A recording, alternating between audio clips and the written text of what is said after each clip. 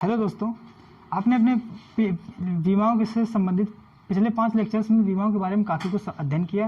पिछले लेक्चर में हमने 5 यूनिक क्वेश्चंस पकड़े थे जिनके ऊपर हमने कुछ ऐसे सीखा कि विमाओं के बारे में उससे काफ़ी कुछ सीख लिया। मैंने 5 क्वेश्चंस के दम पर हमने थोड़ा थोड़ा पार्ट को रिकॉल किया और एक्सरसाइज लगाना सीखा।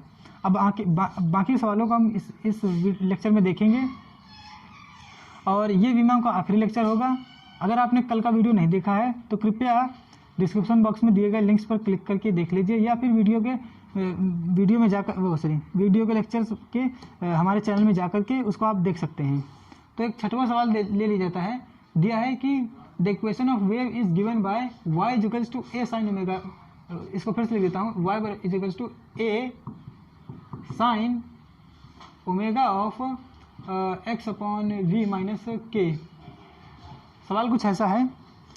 तो यहाँ ये कह रहा है कि जहाँ पर ओमेगा जो है एंगुलर वेलोसिटी है और जो v है वो रेखीय लीनियर वेलोसिटी है। Find the dimensions of k की विमा पता करनी है। फिर सवाल को समझिए कि एक तरंग के चलने का समीकरण y इक्वल्स टू a बराबर y equals to a of sine omega x upon v minus k, मतलब तरंग का समीकरण दिया गया है। अब कह रहा है कि यहाँ पर a जो है वो कोणीय वेग है। कौन सा वेग? कोणीय वेग। और v जो है वो रेखीय वेग है। ये रेखीय है, ये कोणीय है। तो k का मान पता कीजिए। यहाँ पे x दूरी है, y भी दूरी है, और सॉरी a भी दूरी है और y भी दूरी है। ये सब दूरियां हैं। इसको बता दिया जाए क्योंकि सवाल में दिया नहीं था। सवाल को लगाना शुरू करते हैं। थोड़ा सा गंदा हो गया, इसको हटा लेते हैं कि ये सब एरो अरे यार। तो y इक्वल्स टू सवाल दिया है a यहाँ पे कैपिटल था इसे, a sign omega x upon v minus k। इसमें k की वैल्यू पता करनी है। अब देखिए यहाँ पर LHS की विमा बराबर RHS की विमा अगर हम लगाते हैं तो होगा क्या कि इसकी विमा बराबर इसकी विमा, काम खत्म हो जाएगा। ये भी L है, ये भी L पहले से भी पता है और होगा भी यही आके, क्योंकि ये बराबर ये। यहाँ पर साइन और साइन के अंदर की चीज़ की विमा आपको बताया गया था कि जो जितने त्रिकोणमितीय फलन होते हैं साइन थीटा कॉस थीटा, इनकी विमाएँ ये विमाहीन राशियाँ होती हैं, विमाहीन नियतांक होते हैं, क्योंकि ये एक तरह का अनुपात ही तो होते हैं। साइन थीटा बराबर क्या? लंब बटे कर्ण। लंब अगर दूरी है और क्या कहते हैं कर्ण भी एक तरह की दूरी है तो भाई कट के तो पूरा आप समझते हैं L 0 आ जाएगा। तो इसलिए साइन कॉस ये सब की विमाएँ क्या होती है? 0। थीटा वो भी 0 ही होता है क्योंकि वो भी चाप बटे त्रिज्या है, तो दूरी बराबर दूरी ही है एक तरीके की। तो इसलिए भाई वो क्या होगा? विमाहीन हो जाएगा। तो ये जो साइन के अंदर जो लिखा है उसको क्या मान सकते हो? थीटा एक तरीके का। तो ये जो थीटा है omega x upon v minus k, ये एक तरह का थीटा है। इसकी विमा जो होगी वो m0 L0 T0 हो जाएगी क्योंकि ये एक तरह का थीटा है। इसको मान सकते हैं एज अ थीटा, और थीटा की विमा ये होती है, इसलिए इसकी विमा भी यही होगी। अब यहाँ पर ओमेगा कोणीय वेग दिया है, v क्या कहते हैं वो दिया है, v रेखीय वेग दिया है, x हमें पता है कि ये क्या है x यहाँ पर है क्या कहते हैं दूरी, और k पूछ रहा है। चलिए जल्दी से निकालते हैं इसको। तो यहाँ पर LHS इक्वल RHS करने की जरूरत नहीं, केवल इसके अंदर आते हैं। तो यहाँ पर omega x upon v minus k की विमा dimension of this is equals to m0 L0 और T0। इसको अब यहाँ पर पक्षांतरण किया इधर ऐसे करके, तो x upon v minus k की विमा जो आएगी वो आ जाएगी 1 अपॉन ओमेगा की विमा जो कि होती है t-1, क्योंकि कोणीय वेग है इसलिए आपको बताया गया था। सवाल बहुत सारे पिछली वीडियोस में देखा होगा आपने। तो यहाँ पर आएगी इतने की विमा बराबर t। अब यहाँ पर आपको बताया गया था कि चाहे इसकी विमा लो और चाहे इसकी विमा लो, दोनों ही क्या होंगी? बराबर, क्योंकि धन ऋण का चिन्ह लगा है। तो इसलिए k की विमा बराबर t। अब आपने देखा कि कितना सरल सा सवाल था, कितना सरल सवाल था, बस अब ये एक झटके में सॉल्व हो गया केवल 2-3 लाइन्स में। यहाँ पे k की विमा t निकल के आई, क्योंकि आपको सवाल में बस केवल थोड़ा सोचना था कि इसकी विमा इसके बराबर होगी पूछ तो यही रहा है, और यहाँ पर साइन के अंदर जो कुछ होगा उसकी बीमा 1 होगी, या मतलब आप समझ सकते हैं इस तरह की होगी। इसकी वैल्यू वैसे 1 ही होती है, इसलिए बार बार 1 कहा जाता है। और इसकी बीमा गुणे इस सब की बीमा बराबर ही होगी, या फिर आप इसको गुणे को तोड़ भी सकते हैं, जैसे कि इसको ओमेगा अंदर ले लीजिए और माइनस ओमेगा के, इसकी बीमा बराबर इसकी बीमा होगी, और ये जो टोटल होगी उसकी बीमा कितनी होगी, 1 होगी। या फिर मान सकते हो कि के ओमेगा की बीमा 1 होगी, तो ओमेगा के की बीमा 1 अपॉन ओमेगा और 1 अपॉन टी माइनस 1 बराबर टी के की बीमा हो जाएगी टी। तो इस तरह मतलब सवाल को आप 2-3 स्टेप्स में अगर दिमाग में सोचें तो भी सवाल जल्दी से हल हो सकता है। इस सवाल को आप कृपया इंग्लिश और हिंदी सवाल पूरा नोट कर लीजिए, आपको ये सवाल अच्छे समझ में आ जाएगा। अब इसके बाद 7वां सवाल देखते हैं, और 7वां सवाल थोड़ा इजी है, इसको थोड़ा जल्दी हल करेंगे। थोड़ा सा माफ़ कीजिएगा, ये थोड़ा सा कठिन है, मगर हाँ इसको समझाया जाता है, अच्छे से समझाया जाएगा। सवाल ये है कि potential energy of a particle varies from distance x with the given expression इतना। देखिए 7वां सवाल, U होता है, पोटेंशियल एनर्जी होती है स्थितिज ऊर्जा, इंग्लिश में हिंदी में स्थितिज ऊर्जा, और इंग्लिश में इसे कहते हैं पोटेंशियल एनर्जी। तो क्वेश्चन ये है कि potential energy potential energy is given by U is equals to potential energy of a particle, potential energy of a particle varies with the distance x।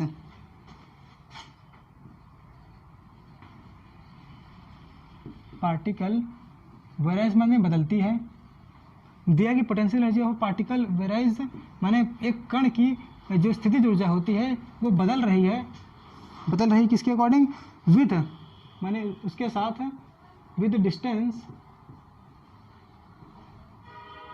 with the distance x from fixed origin।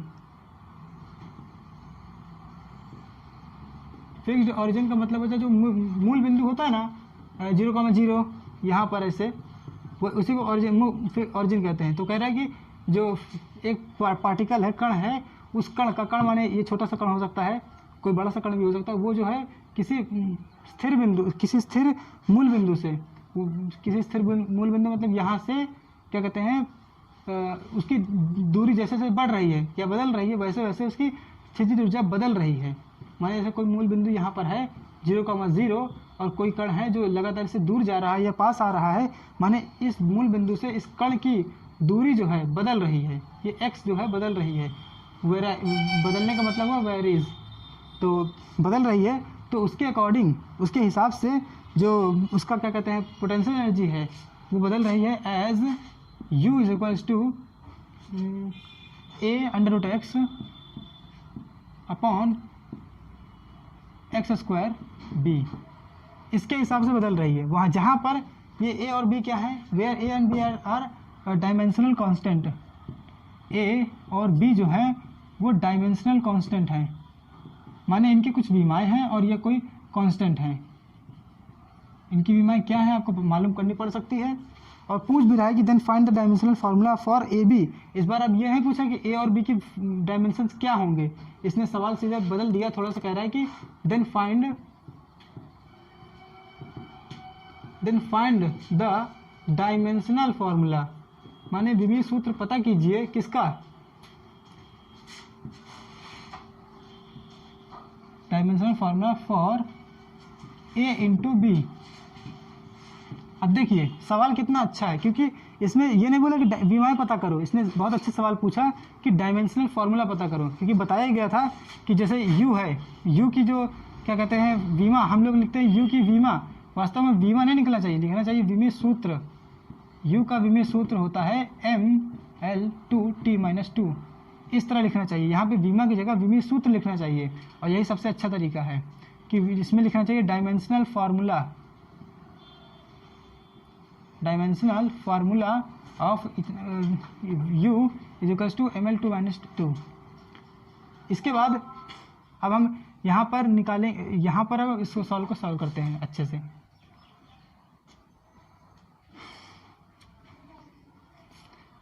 यहाँ पर होगा क्या, होगा ये कि देखिए यहाँ पे सबसे पहले हम इसको क्लियर करते हैं।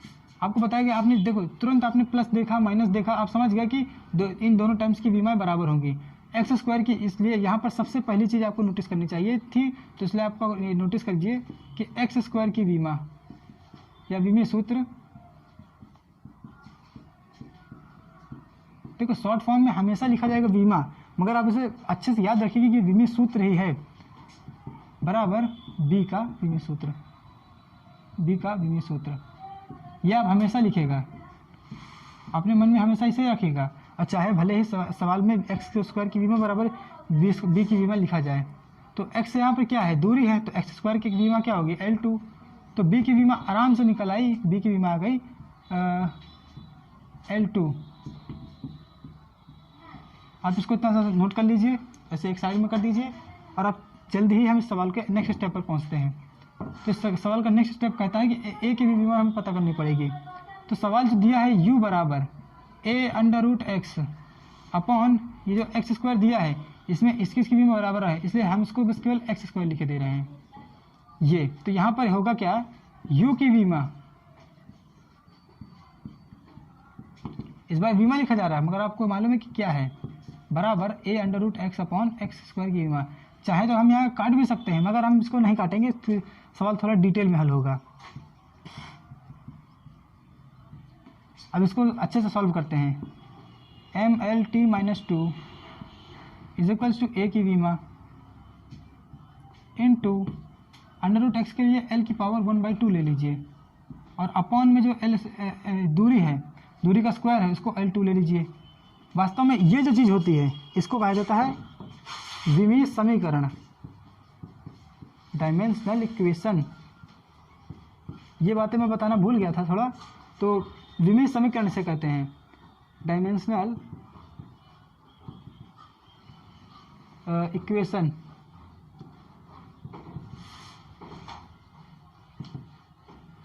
डायमेंशनल इक्वेशन इसे कहते हैं। आप इसको ध्यान रखिए, क्यों, क्योंकि इसमें जैसे यहाँ पर भी कोई विमा दी हो और यहाँ पे मतलब बराबर का साइन लगा है, तो आप समझ सकते हैं समीकरण तो है ही, बस विमाओं के फॉर्म पर है। तो यहाँ पर आप थोड़ा सा इसको सरल कर लीजिए। ये 2 ऊपर जाएगा तो ये -2 बनेगा, ये पूरा कट जाएगा, तो ये हाफ -2 हो जाएगा, माइनस क्या कहते हैं 3/2 आ जाएगा। तो यहाँ पर ml2t माइनस 2 की जो विमा होगी वो a की विमा इंटू l की पावर -3/2। अब इसको उस पक्ष में भेजा जाएगा तो a की विमा निकल के आएगी, a की विमा बराबर ml2t माइनस 2 अपॉन l की पावर -3/2। इसको और सॉल्व करेंगे तो आ जाएगा ml2t माइनस 2, ये थोड़ा ऊपर जाएगा L2, ये ऊपर जब जाएगा तो 3/2 आ जाएगा इंटू t की पावर -2। तो जो a की विमा है हो जाएगा m, l का आप समझ सकते हैं 2 है, तो आप समझ सकते हैं कितना होना चाहिए, ये l की पावर 7/2 इंटू टी की पावर -2। आप इतना समझ गए। अब आप देख सकते हैं कि ए की विमा भी निकल गई और बी की विमा हमें पता है कि L2 है, बी की विमा L2 है। अब बस ए बी की विमा निकालने के लिए आप इसको मल्टीप्लाई कर लीजिए। अब आप लिखते हैं कि ए बी की विमा, ए बी के विमा का मतलब हुआ ए की विमा इंटू बी की विमा।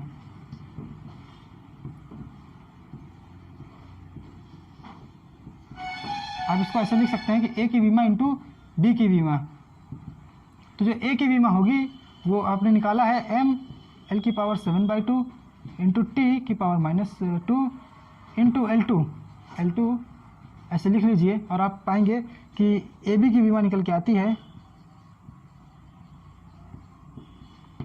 ए बी की विमा यहाँ पे L2 जुड़ जाएगा, तो यहाँ पर चूँकि यहाँ पे L2 कुछ इस तरह जुड़ेगा 7/2 + 2, 2 2 4 हो जाएगा, 4 7 4 11, तो यहाँ पे L की पावर 11/2 इंटू T - 2।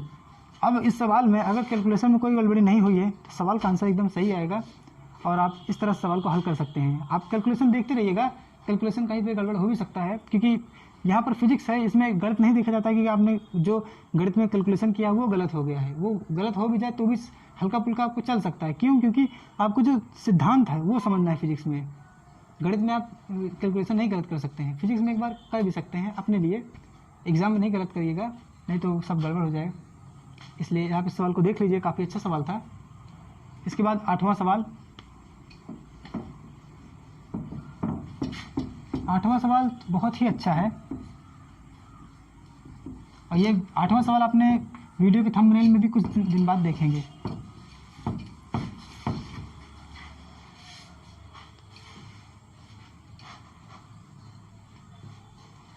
आठवां सवाल ये है, इन द इंटीग्रल। अब देखिए कितना मस्त सवाल है। इन द इंटीग्रल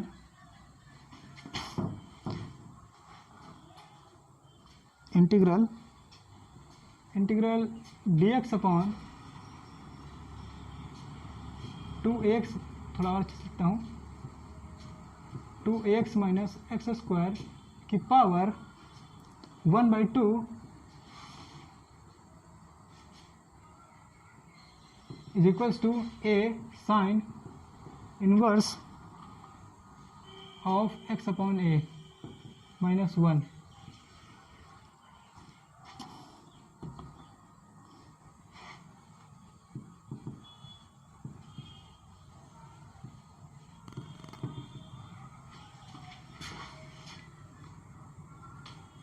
ये देखिए, ये मतलब कितना अजीब ही सवाल है।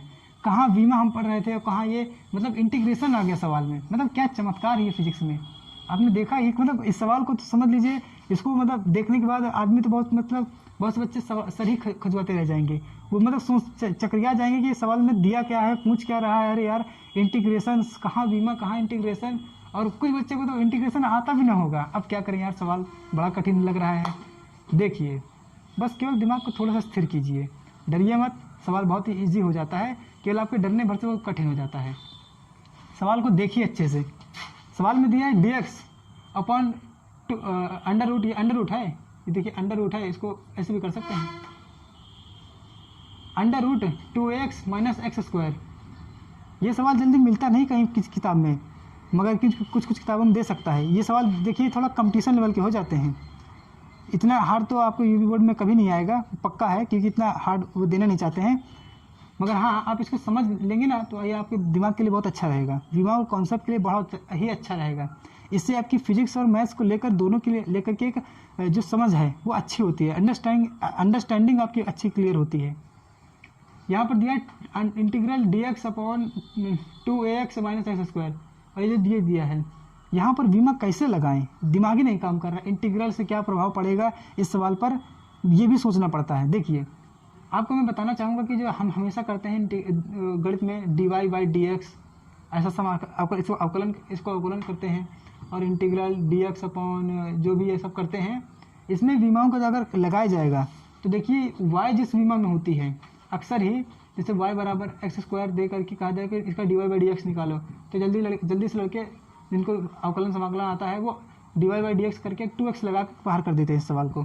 मगर इनको कहा दी जाए इसमें वो कर दो, क्या कहते हैं, इसमें वो लगा वीमा, तो नहीं लगा पाएंगे। क्यों? क्योंकि उन्होंने वीमा को और क्या कहते हैं अवकलन को सही से नहीं समझा है। अवकलन लोग बस केवल एक खेल समझते हैं, केवल एक खेल नहीं है। देखिए, y x² के फंक्शन के रूप में है, फलन के रूप में है। यहाँ पर y की जो वीमा होगी सवाल में, y की वीमा बराबर x² की वीमा। मान लीजिए, जैसे वैसे तो गणित में ज़्यादातर दूरियाँ होती हैं, दूरियाँ ज़्यादातर फिजिक्स की तरह नहीं होती, बहुत सारी भौतिक राशियाँ, उसमें केवल एक ही भौतिक राशि दूरी होती है। क्योंकि हर जगह गणित में त्रिभुज होता है, आयत होता है, इस तरह कोई ना कोई आकृति होती है, उनकी केवल लंबाई चौड़ाई या क्षेत्रफल या आयतन तक भी बहुत ज़्यादा सीमित है गणित में, गुणा भाग के जैसे। या तो गणित में अंक होते हैं।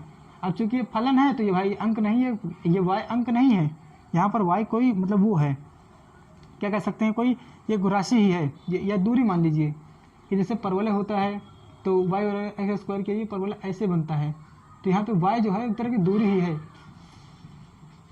तो जो y की विमा होगी यहाँ पर वो x की स्क्वायर की विमा के बराबर होगी। तो अगर x एक तरह की दूरी है तो y की जो विमा आएगी वो आराम से L2 आने वाली है। समझ लीजिए इस बात को। इस तरह गणित में आप विमा लगा सकते हैं, मगर हाँ बहुत ही डिटेल में सोच करके डीप नॉलेज के साथ लगाइएगा, नहीं तो आप भटक जाएंगे इस गणित और फिजिक्स के खेल में।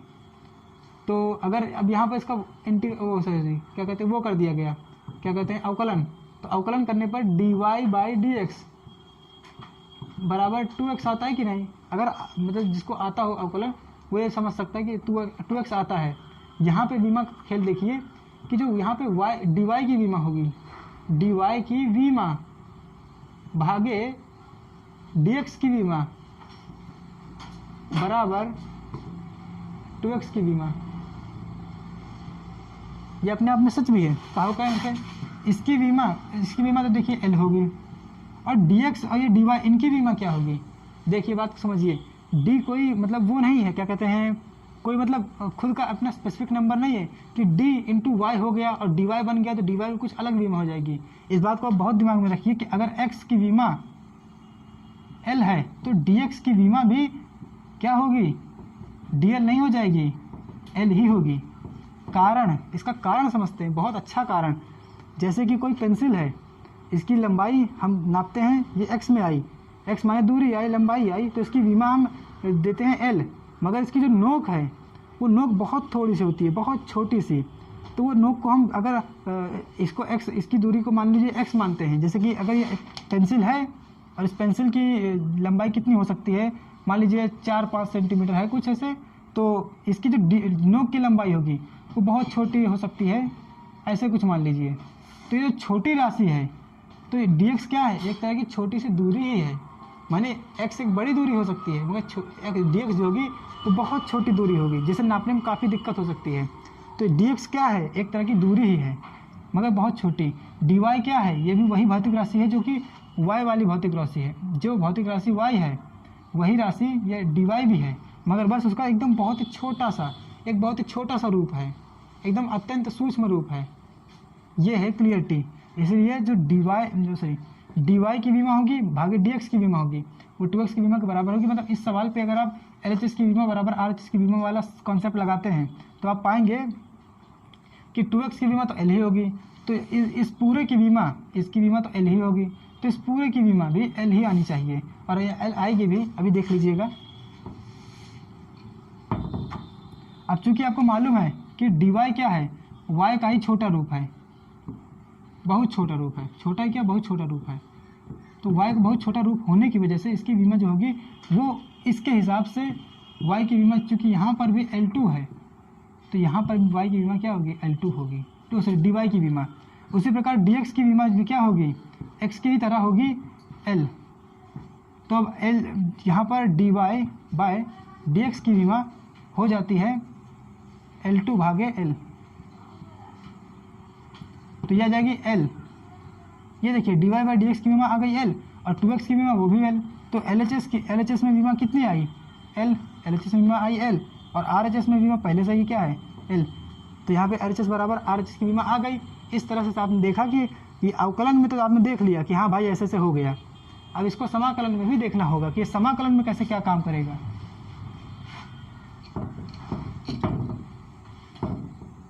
ये सवाल इस लेक्चर का सबसे अच्छा सवाल हो सकता है, कृपया इसको बहुत अच्छे से समझिएगा।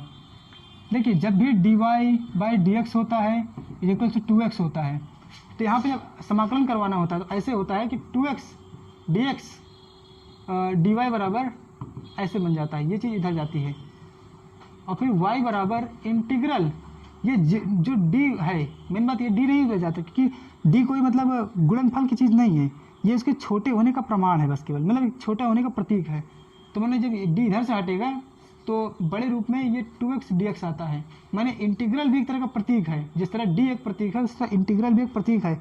इंटीग्रल और इंटीग्रल के साइन चिन्ह, ये जो समाकलन का चिन्ह होता है लंबा साम जैसा, और ये जो d होता है इनका अपनी कोई मतलब वो मतलब क्या कहते हैं, ये कोई भौतिक राशियाँ या कोई गणित के मतलब कोई क्या कह सकते हैं, ये नहीं है, मतलब एक्स और वाई की तरह कोई चर या अचर नहीं है, कोई मतलब टर्म नहीं है, पद नहीं है ये, बल्कि उसका एक प्रतीक है, और प्रतीक होने की वजह से इनकी कोई विमा नहीं होगी भाई। तो वाई की जो विमा होगी वो 2 इसके और इसकी विमा के बराबर होगी। आपको मालूम है कि डी एक्स एक साथ है, अब चूंकि एक साथ है तो जो एक्स की विमा, इसकी विमा तो कुछ होनी नहीं है, संख्या की विमा भी कुछ नहीं होनी है, एक्स की विमा एल होनी है और डी एक्स की विमा भी एल होनी है। तो ये देखिए फिर से आ गया L2। घूम घुमा के सवाल यही बता रहा है कि हम जो सोच रहे हैं वो सही सोच रहे हैं कि y की विमा यहाँ पे L2 आई, और पहले भी जो y बराबर एक्स स्क्वायर था उसी का अवकलन है ये, y बराबर एक्स स्क्वायर का अवकलन है ये सब। तो y की विमा यहाँ पे जब ली गई थी L2, तो यहाँ पर भी आ रही घूम घुमा के L2। माने अब इस सवाल को हम इसी सिद्धांत मतलब इस सवाल को हमने गणित से चूँकि समझ लिया y बराबर एक्स स्क्वायर से, तो अब इस सवाल को, इस वाले सवाल को अब अच्छे से देखते हैं। इसमें जो डराने वाली चीज़ थी वो देखिए, डराने वाली चीज़ थी integral dx upon √2x minus x square, यही इसकी डराने वाली चीज़ थी। तो इंटीग्रल की कोई विमा नहीं होती है भाई, और sign inverse x upon a-1, integral की कोई विमा नहीं होती है, इसको हटा दिया। dx चूँकि x का ही छोटा रूप है, इसकी विमा होगी l, इनकी विमा l, इनकी विमा l, a की विमा पता करनी है। सॉरी सवाल में कुछ गड़बड़ हो गई, हाँ a की यहाँ पे n भी था, यहाँ पे इसलिए n पूछ रहा था, find the value of n, n की वैल्यू पूछ रहा है, मतलब इंटीग्रल आता नहीं है फिर भी विमी विधि लगा करके हमको यहाँ पे n की वैल्यू फाइंड आउट करनी है। a की विमा पता ही नहीं है, a n की फिर भी विमा पता नहीं है, x अपॉन a की विमा वो तो अभी देखना पड़ेगा।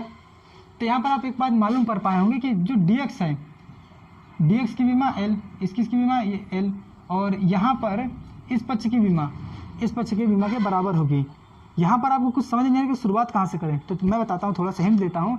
शुरुआत आप यहाँ से कीजिए, क्योंकि आपने देखा होगा कि जो y equals to sine inverse x दिया होगा, या जैसे कि साइन इनवर्स कह सकते हैं 1/2 दिया हो, तो इसकी वैल्यू कितनी होती है 30 अंश, क्योंकि साइन 30 की वैल्यू 1/2 होती है, तो साइन इनवर्स 1/2 की वैल्यू कितनी होती है 30 होती है। यहाँ पे 1/2 क्या है, क्या कोई भौतिक राशि है, क्या कोई दूरी लंबाई है, ऐसा कुछ है नहीं है, ये बस केवल एक अंक है। तो साइन इनवर्स के अंदर जो होगा वो एक तरह का अंक ही होगा, और अंक की विमा नहीं होती है भाई। यहाँ से शुरुआत कीजिए, ऐसा एक सवाल पहले भी आया था, तो इसीलिए इस तरह के सवाल लिए जा रहे हैं जिनमें घुमा सकता है सवालों को।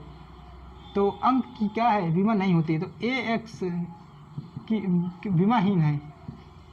अब इसी चीज़ को दूसरी तरह से भी समझ सकते हैं। अरे भाई ज़रा ध्यान दीजिए कि यहाँ पर ये प्लस माइनस का सिस्टम है, और जब प्लस माइनस का सिस्टम है तो आप देख रहे होंगे कि यहाँ पर क्या है 1 है, और 1 क्या होता है, 1 की भी विमा नहीं होती है। तो x अपॉन a-1 की विमा बराबर वही m0 l0 t0, और x अपॉन a की विमा वो भी ऐसे, और यहाँ पर x की विमा तो हमें पता ही है, तो आप समझ सकते हैं कि a की विमा क्या होनी चाहिए, a की विमा क्या होनी चाहिए। आप इसको समझ पाए कि नहीं, ये है ऐसा कि l अपॉन a है, x की विमा l है, तो x की विमा l अपॉन a की विमा, l अपॉन a की विमा बराबर m0 l0 t0। अब ये उधर गया और ये इधर आया, तो यहाँ पे a की विमा बराबर l upon m0 l0 t0, जिनका कि अपना कोई मतलब नहीं होता, इसको हटा दिया। तो a की विमा जो है वो l ही है, a की विमा जो है वो l ही है, माने a और l दोनों बराबर हैं। इस पक्ष से a और l की, a और x और a की विमा क्या है, दोनों l ही हैं। वैसे इसको आप थोड़ा सा दिमाग से सोचें तो ऐसे हो भी जाएगा, क्योंकि ये 1 है, 1 की विमा वैसे भी आप समझते हैं कि m0 l0 t0, तो यहाँ पर इसकी विमा के बराबर ये विमा भी होगी, और इसकी विमा चूँकि l है तो नीचे a की विमा भी वही होगी, तभी जाके पूरा कट के 1 आएगा। केवल इतना इसमें सोचना था, तो आप इतना सोच लेंगे तो आप ये पाएंगे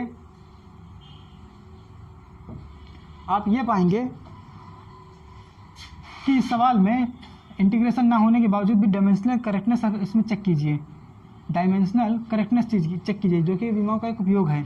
जैसे कि इस पक्ष में इसकी पूरी की विमा तो 1 हो गई, तो माने अब a की पावर n की विमा बराबर पूरा integral dx upon under root 2x minus x square की विमा इतना होगा। इसको मतलब इसकी विमा के बराबर होगा। यहाँ पर x की विमा कितनी होगी, l होगी। 2a की विमा आपको पता चल गया कि a क्या है, एक तरह की दूरी है, माइनस ये क्या होगा l स्क्वायर। वैसे यहाँ पे हमें कुछ l स्क्वायर उसका काटना वाटना नहीं है, बस केवल बताया जा रहा है, ये समझने के लिए है। मतलब ये कटेगा नहीं, क्योंकि आपको मालूम है कि इसकी विमा बराबर होंगी। मालूम है ना कि ए मतलब ये प्लस माइनस के चिन्ह की वजह से भी बराबर होंगे, और ए की विमा l है, यहाँ से देख लिया, x की विमा l है, l का हो जाएगा L2, और फिर एक्स स्क्वायर है, इसका भी विमा L2। तो यहाँ पे इन दोनों पक्षों की इस वजह से विमा बराबर होगी। और यहाँ पर ऊपर भी l है और नीचे अंडर रूट लगा करके जो इस पूरे की विमा आ रही है वो L2 है, वो भी अंडर रूट में, तो L अपॉन L हो जाएगा और फिर विमा बना गई। अब देखिए जो a की पावर n है कि विमा निकल के क्या आई है 1 माने m0 l0 या t0।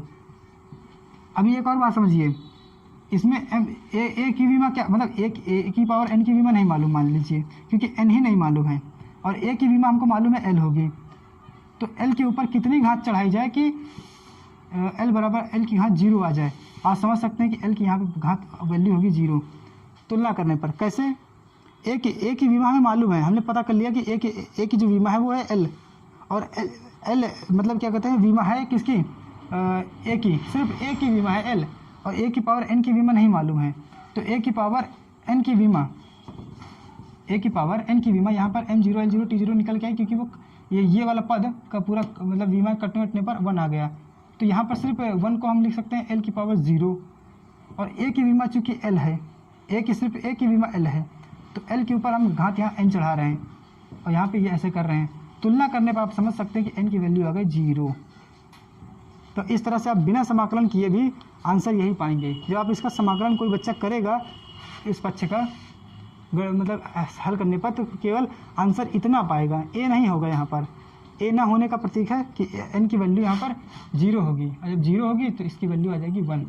इस तरह से सवाल गणित और फिजिक्स के बीच में अच्छा खासा रिलेशन था। ये सवाल बहुत अच्छा था, कृपया इसको आप नोट कर लीजिए। इसके आगे कुछ और इम्पोर्टेंट छोटे छोटे सरल सवालों को देखते हैं।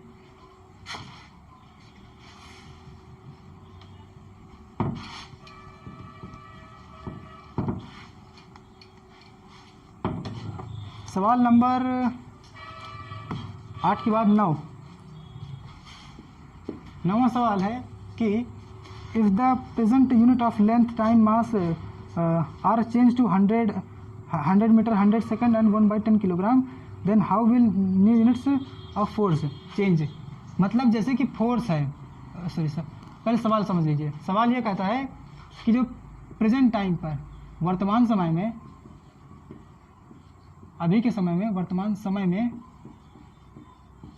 जो क्या कहते हैं दूरी, द्रव्यमान दूरी और समय की विमाएं हैं, समय की जो विमाएं हैं वो हैं m, l और t। मगर मान लीजिए इसको बदल दिया जाए, जैसे कि हमने विमा को एक क्या कहते हैं विमा को एक मात्रकों को बदलने वाले यंत्र की तरह देखा था पहले भी, तो उस तरह बदला जाए। तो कह रहा है कि अगर मान लिया जाए कि दूरी, समय और क्या कहते हैं द्रव्यमान को की विमाओं को मतलब बदल दिया जाए ऐसे 1/10 किलोग्राम, मतलब इसकी जैसे मात्रा वर्तमान में इसकी मात्रा का आप समझते हैं कि क्या कहते हैं, सॉरी इसमें विमा नहीं, सॉरी मात्रक लिया था, मात्रक। अगर वर्तमान समय में दूरी, द्रव्यमान दूरी और समय की मात्रक हों किलोग्राम, मीटर और सेकंड, और इनको बदल दिया जाए, किलोग्राम को बदल दिया जाए 1/10, सवाल में यही दिया है, हाँ 1/10 किलोग्राम। मीटर को मीटर की जगह रखा जाने लगे 100 मीटर, सेकंड की जगह रखा जाने लगे 100 मीटर, सॉरी 100 सेकंड। तो अब फोर्स माने बल के लिए नया मात्रक क्या होगा, नया मात्रक क्या होगा, ये सवाल है। सवाल काफ़ी इजी सा है, अगर आप मतलब विमाओं की अच्छी खासी प्रैक्टिस करते हैं, सवाल लगाते हैं, तो आप इसको थोड़ा जल्दी हल कर ले जाएंगे। नहीं तो आप नहीं हल कर पाएंगे, थोड़ा देर लगेगी। चलो करते हैं। आपने समझा था कि भौतिक राशि बदलने नहीं पाती है, वही सूत्र n × u कांस्टेंट। भौतिक राशि जो होती है, जैसे उसका परिमाण मतलब जैसे उसका परिमाण n1 है और उसको जिस मतलब यूनिट में लिया गया वो u1 है, u1 यूनिट में उसका परिमाण n1 है, और अगर यूनिट बदल जाए u2 में तो उसका परिमाण अपने आप n2 बदल जाएगा। ये केवल वैसा ही सवाल है। बल का पहले जो क्या कहते हैं परिमाण था वो 1 था, मगर उतनी समय बल की जो मात्रक थे वो सॉरी यूनिट थी वो m/L/t-2 में जो m था वो किलोग्राम में, l जो है मीटर में, t जो है वो सेकंड में था। और यहाँ पर n2 और u2 में n2 है जो नहीं पता है, और u2 जो है u2 को ही हमें पता करना है, जिसमें m/L/t-2 ही होगा, मगर m2 m1 नहीं है, m2 का एक अलग मान है। तो m2 n2 l2 सब निकालते हैं तो n1 बराबर भागे m1/m2 L1/L2 इंटू T1/T2 की पावर -2। अब आप ये सोच रहे हैं कि तो क्या किया गया है। देखिए सवाल को अच्छे समझ लेने के बाद ये समझ में आता है कि ऐसा क्यों किया गया है। सवाल में पूछ ये रहा था कि अभी के समय में हम सभी मालूम है कि द्रव्यमान को हम लोग किलोग्राम में, दूरी को समय में, दूरी को मीटर में, समय को सेकंड में नापते हैं, मगर कह रहा है कि इन मात्रकों को बदल दिया जाए, इन मात्रकों को बदल करके किलोग्राम की जो वैल्यू हो जाए वो अभी की वैल्यू से 10 गुना कम हो जाए, मीटर की वैल्यू अभी की वैल्यू से 100 गुना बढ़ा दिया जाए, और समय की सेकंड की वैल्यू को भी अभी की वैल्यू से 100 गुना बढ़ा दिया जाए। तो अभी की जो बल का मात्रक है, बल का मात्रक जो है 1 किलोग्राम मीटर पर सेकंड स्क्वायर, ये कितना गुना बढ़ या घट जाएगा, बस केवल यही पूछ रहा है। तो इसको समझते हैं। m1 यहाँ पर बल का जो मात्रक है, मात्रक में हमेशा ये n1 आएगा, n1 आएगा, मतलब कि बल का जो मात्रक है वो इतने समय 1 किलोग्राम मीटर पर सेकंड स्क्वायर है ना, तो एक यहाँ पर इसमें लिखा गया है, माने अभी के बल का एक मात्रक वो इस नए सिस्टम ऑफ यूनिट में कितने गुना हो जाएगा, ये पूछ रहा है। तो m1 जो है वो किलोग्राम में पहले लिया जाता था, m2 माने बाद में दूसरी पद्धति में उसे 1/10 कर दिया गया। फिर L1 जो है वो मीटर में लिया जाता था, मगर अभी की पद्धति में उसे 100 मीटर कर दिया गया है। फिर T1 है वो सेकंड लिया जाता था, मगर बाद में उसे 100 सेकंड कर दिया गया। अब इसको सॉल्व करना है। सॉल्व किया गया तो ये ऊपर गया, किलोग्राम से किलोग्राम हट गया तो 10 आया, ये आ गया 1/10। फिर ये आ गया 100, मगर 100 की घात 2, ये उससे कटेगा, और यहाँ पे ये 1/10 गुणे 100 की घात 2 है तो 10,000, 100 की घात 10 का मतलब 10,000, तो ये आ जाएगा आंसर 1000। माने अगर बल का मात्रक इतनी समय है 1 किलोग्राम मीटर पर सेकंड स्क्वायर, तो बल का जो इस पद्धति में नया मात्रक होगा, मतलब यूनिट्स मूलभूत यूनिट्स को अगर इसमें बदल जाएगा तो जो बल का मात्रक होगा वो बदल जाएगा 1000 की परिमाण में, माने 1 नहीं होगा, अभी से वो 1000 गुना बड़ा हो जाएगा। केवल सवाल यही था, आपने इसको समझ लिया तो आप समझिए कि हो गया। अगर आप और भी सवाल करना चाहें तो हम इसको आगे आपको और भी सवाल देंगे। तो अब से ये चैप्टर यहाँ से क्लोज होता है, और आगे आपको बीच बीच में सवाल इसके देते रहेंगे हम लोग PDF फॉर्मेट में। आप उनको आने वाले वीडियोस के डिस्क्रिप्शन बॉक्स के लिंक में से डाउनलोड कर लीजिएगा, और उनके सोल्यूशन भी हम देते रहेंगे। तो ठीक, अच्छा, आज से ही हम इस रीमा के पार्ट को क्लोज करते हैं। आगे हम नेक्स्ट चैप्टर पढ़ेंगे जो कि कक्षा 12 की फिजिक्स से होगा। धन्यवाद।